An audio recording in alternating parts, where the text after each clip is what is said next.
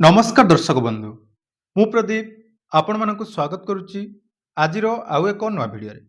ତ ସୁଭଦ୍ରା ଯୋଜନାର ବର୍ତ୍ତମାନ ସୁଦ୍ଧା ଯେଉଁ 4ଟି କିସ୍ତିର ପେମେଣ୍ଟ ଆସିଛି, ତ ଲାଷ୍ଟ ଟାଇମ୍ ଆପଣମାନେ ଜାଣିଥିବେ ମାର୍ଚ୍ଚ 8 ତାରିଖରେ ସୁଭଦ୍ରା ଯୋଜନାର ଚତୁର୍ଥ କିସ୍ତିର ଟଙ୍କା ମିଳିଲା ଏବଂ ଚତୁର୍ଥ କିସ୍ତିରେ ମ୍ୟାକ୍ସିମମ୍ ହିତାଧିକାରୀଙ୍କ ଆକାଉଣ୍ଟକୁ ଯାଇକି ଟଙ୍କା ଆସିନଥିଲା।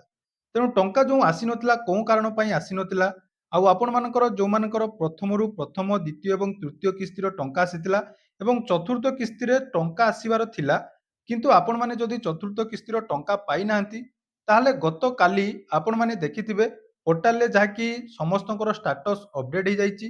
ଯେଉଁମାନଙ୍କର ପେମେଣ୍ଟ ଆସିନାହିଁ ସେମାନଙ୍କ ମଧ୍ୟରୁ ବହୁତ ଜଣଙ୍କର ଅଣ୍ଡର ପ୍ରୋସେସ୍ ରହିଛି ଏବଂ ଆଉ କିଛି ହିତାଧିକାରୀଙ୍କର ଯାହାକି ଚତୁର୍ଥ କିସ୍ତିର ପେମେଣ୍ଟ ଯେଉଁଟାକି ରିଜେକ୍ଟ ହେଇଯାଇଛି। ଏବଂ ସବୁଠାରୁ ଗୋଟେ ଆଶ୍ଚର୍ଯ୍ୟର କଥା ଯେ ଆପଣମାନେ ଯେଉଁମାନେ କି ପ୍ରଥମ ଦ୍ୱିତୀୟ ଏବଂ ତୃତୀୟ କିସ୍ତିର ଟଙ୍କା ପାଇଥିଲେ ସେମାନଙ୍କର ରିଜେକ୍ଟ ହେଇନଥିଲା କିନ୍ତୁ ଯେତେବେଳେ ଚତୁର୍ଥ କିସ୍ତିର ଟଙ୍କା ଆସିଲା ବର୍ତ୍ତମାନ ସେମାନଙ୍କର ରିଜେକ୍ଟ ହେଇନାହିଁ କିନ୍ତୁ ଅଣ୍ଡର ପ୍ରୋସେସ୍ ରହିଛି। ତ ଏଇ ଅଣ୍ଡର ପ୍ରୋସେସ୍ ଏବଂ ରିଜେକ୍ଟକୁ ନେଇ ଗତକାଲି ମୁଁ ଗୋଟେ ଭିଡ଼ିଓ ଆପଣମାନଙ୍କ ସହିତ ସେୟାର କରିଥିଲି। ସେଇ ଭିଡ଼ିଓରେ ଏତେ ସାରା କମେଣ୍ଟ ଥିଲା ଯେ ଆମର ବର୍ତ୍ତମାନ ସବୁ କିଛି ଠିକ୍ ଅଛି, ଅଣ୍ଡର ପ୍ରୋସେସ୍ ରହିଯାଇଛି ଏବଂ ଆଉ ଗୋଟିଏ ଯେଉଁମାନେ ନୂଆ ଆବେଦନ କରିଥିଲେ ଫାଷ୍ଟ ପେମେଣ୍ଟ ଅଣ୍ଡର ପ୍ରୋସେସ୍ ରହିଛି ଏବଂ ସେକେଣ୍ଡ ପେମେଣ୍ଟ ଯେଉଁଟାକି ଆପଣମାନଙ୍କର ମାର୍ଚ୍ଚ ମାସରେ ଆସିଲା ସେଟା ବର୍ତ୍ତମାନ ରିଜେକ୍ଟ ହେଇଯାଇଛି। ତେଣୁ ବହୁତ ସାରା କନଫ୍ୟୁଜିଂ ଆପଣମାନଙ୍କ ପାଇଁ ବର୍ତ୍ତମାନ ଯାଇକି ସୁଭଦ୍ରା ଯୋଜନାରେ ରହିଛି। ତ ସବୁଠାରୁ ମେନ୍ ପ୍ରଶ୍ନ ରହିଲା ଯେ ଯେଉଁମାନଙ୍କର ଅଣ୍ଡର ପ୍ରୋସେସ୍ ଏବଂ ଭୁଲ କାରଣରୁ ରିଜେକ୍ଟ ହେଇଛି ସେମାନେ କେମିତି ବର୍ତ୍ତମାନ ସୁଭଦ୍ରା ଯୋଜନାରେ ସାମିଲ ହେବେ ବା ସେମାନେ ବର୍ତ୍ତମାନ କ'ଣ କଲେ ତାଙ୍କୁ ସୁଭଦ୍ରା ଯୋଜନାର ଟଙ୍କା ମିଳିବ। ଏ ବିଷୟରେ ଆଜିର ଏହି ଭିଡ଼ିଓରେ ଆମେ ସବୁ କିଛି ଡିଟେଲ୍ସ ଆଲୋଚନା କରିବା। ତ ଭିଡ଼ିଓଟି ଆପଣମାନଙ୍କ ପାଇଁ ନିହାତି ଇନଫର୍ମେଟିଭ୍ ରହିବ। ତେଣୁ ଭିଡ଼ିଓକୁ ଜମାରୁ ସ୍କିପ୍ ନ କରି ପ୍ରଥମରୁ ଶେଷ ପର୍ଯ୍ୟନ୍ତ ଦେଖିବେ।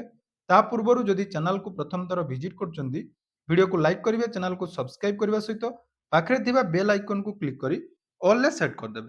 ଦେଖନ୍ତୁ ସୁଭଦ୍ରା ଯୋଜନା ଯେଉଁଟାକି ପ୍ରଥମ ଦିନରୁ ଯେତେବେଳେ ଆରମ୍ଭ ହୋଇଥିଲା ପ୍ରଥମେ ଆପଣମାନେ ଜାଣିଥିବେ ସରକାରଙ୍କ ତରଫରୁ କୁହାଯାଇଥିଲା ଯେ ଆପଣମାନଙ୍କୁ 2ଟି କିସ୍ତିରେ 50,000 ଟଙ୍କା ଦିଆଯିବ। ତାପରେ ସେଟା ଆପଣମାନଙ୍କର ନିୟମ ପରିବର୍ତ୍ତନ କରାଗଲା। ଆପଣମାନଙ୍କୁ କୁହାଗଲା ଯେ ପ୍ରତ୍ୟେକ ବର୍ଷ 2ଟି କିସ୍ତିରେ ଆପଣମାନଙ୍କୁ 5,000, 10,000 ଟଙ୍କା ପାଇବେ ଏବଂ 5 ବର୍ଷ ପରେ ଯାଇ ଆପଣମାନଙ୍କର ଟୋଟାଲ 50,000 କମ୍ପ୍ଲିଟ୍ ହବ। ତ ତାପରେ ଯେଉଁ ଆବେଦନ ଆରମ୍ଭ ହୋଇଥିଲା 2024 ମସିହାରେ ତ ସେପ୍ଟେମ୍ବର 17ରେ ଫାଷ୍ଟ ପେମେଣ୍ଟ ମିଳିଲା। ସେଇ ଦିନଠାରୁ ବର୍ତ୍ତମାନ ସୁଦ୍ଧା ଯେତେଟା ବି କିସ୍ତିର ପେମେଣ୍ଟ ଆସିଛି ସବୁ ଥର କିଛି ନା କିଛି ଯାହାକି ପ୍ରୋବ୍ଲେମ୍ ରହୁଛି ଏବଂ ଯେଉଁ ସବୁଠାରୁ ମେନ୍ ପ୍ରୋବ୍ଲେମ୍ ଏଥର ଯେଉଁ ଫୋର୍ଥ ପେମେଣ୍ଟ ଆସିଲା ଯେ ସରକାରଙ୍କ ତରଫରୁ କୁହାଗଲା ଯେ ଯେଉଁମାନେ ଫାଷ୍ଟ ସେକେଣ୍ଡ ଥାର୍ଡ ପାଇଥିଲେ ସେମାନଙ୍କୁ ବର୍ତ୍ତମାନ 1,12,00,000 ହିତାଧିକାରୀଙ୍କୁ ସୁଭଦ୍ରା ଯୋଜନାର ଚତୁର୍ଥ କିସ୍ତିର ଟଙ୍କା ମିଳିଛି। କିନ୍ତୁ ଯଦି ଆମେ ଦେଖିବା ଫାଷ୍ଟ ସେକେଣ୍ଡ ଏବଂ ଥାର୍ଡ କିସ୍ତିରେ ଟଙ୍କା ପାଇଥିଲେ ମଧ୍ୟ ବର୍ତ୍ତମାନ ଆପଣମାନଙ୍କ ମଧ୍ୟରୁ ବହୁତ ଜଣ ହିତାଧିକାରୀଙ୍କର ଟଙ୍କା ଆସିନାହିଁ ଏବଂ ଯଦି ଟଙ୍କା ଆସିନାହିଁ, ଯଦି ଆପଣମାନଙ୍କର ରିଜେକ୍ଟ ହେଇଥାନ୍ତା ତାହେଲେ ଆପଣମାନେ ଜାଣିଥାନ୍ତେ ଯେ କୌଣସି କାରଣରୁ ରିଜେକ୍ଟ ହେଇଯାଇଛି। କିନ୍ତୁ ବର୍ତ୍ତମାନ ଷ୍ଟାଟସ୍ ଚେକ୍ କଲା ପରେ ଆପଣମାନଙ୍କର ଫାଷ୍ଟ 3ଟା ପେମେଣ୍ଟ କ'ଣ ଦେଖାଉଛି ନା କମ୍ପ୍ଲିଟେଡ୍ କିନ୍ତୁ ଯେଉଁ ଫୋର୍ଥ ପେମେଣ୍ଟଟି ଆପଣମାନଙ୍କର କ'ଣ ଅଛି ଅଣ୍ଡର ପ୍ରୋସେସ୍। ତ ଯେଉଁମାନଙ୍କର ଫୋର୍ଥ ପେମେଣ୍ଟ ଯେଉଁଟାକି ଏମିତି ଅଣ୍ଡର ପ୍ରୋସେସ୍ ରହିଛି ତ ଯଦି ଆପଣମାନଙ୍କର ଏଇଭଳି ଦେଖନ୍ତୁ ଯେଉଁମାନଙ୍କର ସ୍ଥିତି ରହିଛି ଯେ ଫାଷ୍ଟ 3ଟି ପେମେଣ୍ଟ ଯେଉଁଟାକି ଏପ୍ରୁଭ୍ ହେଇଛି ଏବଂ ପେମେଣ୍ଟ ଆସିଛି ଏବଂ ଫୋର୍ଥ ଯେଉଁଟାକି ଆପଣମାନଙ୍କର ଅଣ୍ଡର ପ୍ରୋସେସ୍ ରହିଛି ତ ଏହି ହିତାଧିକାରୀମାନଙ୍କ ପାଇଁ ଖୁସି ଖବର ରହିଛି ଯେଉଁଟାକି ଉପମୁଖ୍ୟମନ୍ତ୍ରୀ ଗତ 4-5 ଦିନ ପୂର୍ବରୁ ଗୋଟେ କହିଥିଲେ ଯେ ସଚିବଙ୍କୁ ବର୍ତ୍ତମାନ ଯାହାକି ଦିଆଯାଇଛି ସୁଭଦ୍ରା ଯୋଜନାର ଲିଷ୍ଟ ପ୍ରସ୍ତୁତ କରିବା ପାଇଁ ଯେଉଁମାନଙ୍କର କିଛି କାରଣରୁ ପେମେଣ୍ଟଟି ପେଣ୍ଡିଂ ରହିଯାଇଛି ଅର୍ଥାତ୍ ଆପଣମାନେ ଏଲିଜିବୁଲ୍ ଅଟନ୍ତି କିନ୍ତୁ ଆପଣମାନଙ୍କର ପେମେଣ୍ଟ ଆସିନାହିଁ ଯେଉଁଟାକି ଅଣ୍ଡର ପ୍ରୋସେସ୍ ରହିଛି ସେମାନଙ୍କୁ ପୁଣି ଥରେ ସୁଭଦ୍ରା ଯୋଜନାର ଟଙ୍କା ମିଳିବ। ମନେ ରଖନ୍ତୁ ଷ୍ଟାଟସ୍ ଚେକ୍ କଲା ପରେ ଯଦି ଆପଣମାନଙ୍କର ଅଣ୍ଡର ପ୍ରୋସେସ୍ ଶୋ କରୁଛି ରିଜେକ୍ଟ ହେଇନାହିଁ ତାହେଲେ ଆପଣମାନଙ୍କର ଟଙ୍କା ମିଳିବ, ଏଥିରେ କୌଣସି ପ୍ରୋବ୍ଲେମ୍ ନାହିଁ। ଏବେ ଆସିଲା ଆଉ ଗୋଟିଏ ମେନ୍ ସମସ୍ୟା ଆପଣମାନେ ବିଶେଷ କରି ଯେଉଁ ପିଲାମାନେ ନୂଆ କରି ଆବେଦନ କରିଥିଲେ ନଭେମ୍ବର ମାସରେ ଅର୍ଥାତ୍ ଯେଉଁମାନଙ୍କର 21 ବର୍ଷ ଯେଉଁମାନେ +2 ପାସ୍ କରିଛନ୍ତି, +3 ପଢୁଛନ୍ତି ଏବଂ +3 ପଢିବା ସମୟରେ ଯଦି ଆପଣମାନେ ସ୍କଲାରସିପ୍ ପାଇଛନ୍ତି ତାହେଲେ ବର୍ତ୍ତମାନ ଆପଣମାନଙ୍କୁ ପୁରା ସୁଭଦ୍ରା ଯୋଜନାରୁ ରିଜେକ୍ଟ କରିଦିଆଯାଉଛି। କିନ୍ତୁ ବର୍ତ୍ତମାନ ଯଦି ଆପଣମାନେ ପଢୁନାହାନ୍ତି, ପିଲାମାନଙ୍କର +3 କମ୍ପ୍ଲିଟ୍ ହେଇସାରିଲାଣି କିନ୍ତୁ ତାପରେ ମଧ୍ୟ ଆପଣମାନଙ୍କୁ ମୁଁ ଗୋଟେ ଷ୍ଟାଟସ୍ ଦେଖଉଛି ଏଇଠି ଆପଣମାନେ ଦେଖନ୍ତୁ ଜଣେ ଭଉଣୀଙ୍କର ମୁଁ ଆପଣମାନଙ୍କୁ ଷ୍ଟାଟସ୍ ଦେଖଉଛି। ଏ ଭଉଣୀ ଆମର ଯେଉଁ ନଭେମ୍ବର ମାସରେ ନୂଆ ଆବେଦନ କରିଥିଲେ ତାଙ୍କର 21 ବର୍ଷ ପୂରଣ ହେଲା ପରେ ତେଣୁ ଜାନୁଆରୀରେ ଯେଉଁ ପେମେଣ୍ଟଟି ଆସିଥିଲା ଜାନୁଆରୀରେ ତାଙ୍କର ପେମେଣ୍ଟ ଆସିନଥିଲା ଏବଂ ତାଙ୍କର ଅଣ୍ଡର ପ୍ରୋସେସ୍ ଶୋ କରୁଥିଲା। କିନ୍ତୁ ବର୍ତ୍ତମାନ ଯେଉଁ ଫୋର୍ଥ ବା ଆମର ଯେଉଁ ମାର୍ଚ୍ଚ 8 ତାରିଖରେ ପେମେଣ୍ଟ ଆସିଲା, ଦେଖନ୍ତୁ ତାଙ୍କୁ କ'ଣ କରାଯାଇଛି, ରିଜେକ୍ଟ କରିଦିଆଯାଇଛି। ଏବଂ ରିଜେକ୍ଟର ରିଜନ୍ କ'ଣ ଦିଆଯାଇଛି ନା ତାଙ୍କର ଯେଉଁଟାକି ଆପଣମାନଙ୍କର ଷ୍ଟୁଡେଣ୍ଟ ସ୍କଲାରସିପ୍ ପାଉଛନ୍ତି 18,000 ପର୍ ଇୟର୍। 18,000 ପ୍ଲସ୍ ସ୍କଲାରସିପ୍ କାହାକୁ ବି ମିଳିନାହିଁ ବର୍ତ୍ତମାନ ସୁଦ୍ଧା।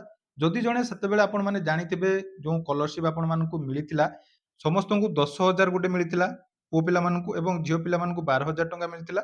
ଏବଂ ପ୍ରେରଣା ତ ଆପଣମାନେ ଜାଣିଥିବେ ସେଇଟା ଆପଣମାନଙ୍କର କାହାର ଆସୁଛି କାହାର ଆସୁନାହିଁ।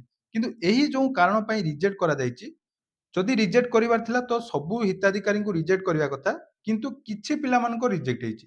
ତ କୋଉ ହିସାବରେ ସେ ପିଲାମାନଙ୍କୁ ରିଜେକ୍ଟ କରାଯାଇଛି ତାହା ବର୍ତ୍ତମାନ ଗୋଟେ ଡାଉଟର ମାନେ ଗୋଟେ ଆପଣମାନଙ୍କ ଚିନ୍ତାର ବିଷୟ ହେଇଯାଇଛି ଯେ ଯଦି ଆପଣମାନେ ଦେଖନ୍ତୁ ଗୋଟିଏ ସମାନ କ୍ୟାଟେଗୋରୀ ପିଲା ସମାନ ସମୟରେ ଆବେଦନ କରୁଛନ୍ତି ସୁଭଦ୍ରା ପୋର୍ଟାଲରେ ଏବଂ ସମାନ ସ୍କଲାରସିପ୍ ପାଉଛନ୍ତି। ତା ଭିତରୁ କିଛି ହିତାଧିକାରୀଙ୍କୁ ମିଳୁଛି କିନ୍ତୁ କିଛି ହିତାଧିକାରୀଙ୍କୁ ରିଜେକ୍ଟ କରାଯାଉଛି। ତାର ଅର୍ଥ ଯେଉଁ ଭେରିଫିକେସନଟି କରାଯାଉଛି ସୁଭଦ୍ରା ଯୋଜନାରେ ବା ଆପଣମାନଙ୍କର ଯେଉଁମାନେ ଯେଉଁ କ୍ରାଇଟେରିଆ ହିସାବରେ ଦିଆଯାଉଛି ତାହା ସଠିକ୍ ଭାବରେ ବର୍ତ୍ତମାନ ପରିଚାଳିତ ହଉନାହିଁ। ଏଇଠୁ ହିଁ କ୍ଲିୟରଲି ଜଣାପଡୁଛି। ତ ଏବେ ପ୍ରଶ୍ନ ଆସିଲା ଯେଉଁମାନଙ୍କ ରିଜେକ୍ଟ ହେଇଛି ଅଣ୍ଡର ପ୍ରୋସେସ୍ ସେମାନେ କ'ଣ କରିବେ? ଦେଖନ୍ତୁ କ'ଣ କରିବା କଥା ଯଦି ଆମେ ଦେଖିବା ଯେ ଆପଣମାନେ କ'ଣ କରିପାରିବେ, ଗୋଟିଏ କାମ ହେଲା ଆପଣମାନେ ନିଜର ଗ୍ରିଭେନ୍ସ ଦେଇପାରିବେ। ତ ଗ୍ରିଭେନ୍ସ ଦେଲା ପରେ ମଧ୍ୟ ଏପ୍ରୁଭାଲ ହଉନାହିଁ। ବହୁତ ହିତାଧିକାରୀଙ୍କର ରହିଛି ଯେ ଆପଣମାନଙ୍କର ବ୍ଲକରେ ଭେରିଫିକେସନ କରିଛନ୍ତି, ତାଙ୍କ ମୋବାଇଲକୁ ମେସେଜ ମଧ୍ୟ ଆସିଛି ଯେ ଆମର ଭେରିଫିକେସନ କମ୍ପ୍ଲିଟ୍ ହେଲା, ଆପଣମାନେ ଏଲିଜିବୁଲ ହେଲେ, କିନ୍ତୁ ସେମାନଙ୍କୁ ମଧ୍ୟ ଟଙ୍କା ମିଳିଲା ନାହିଁ।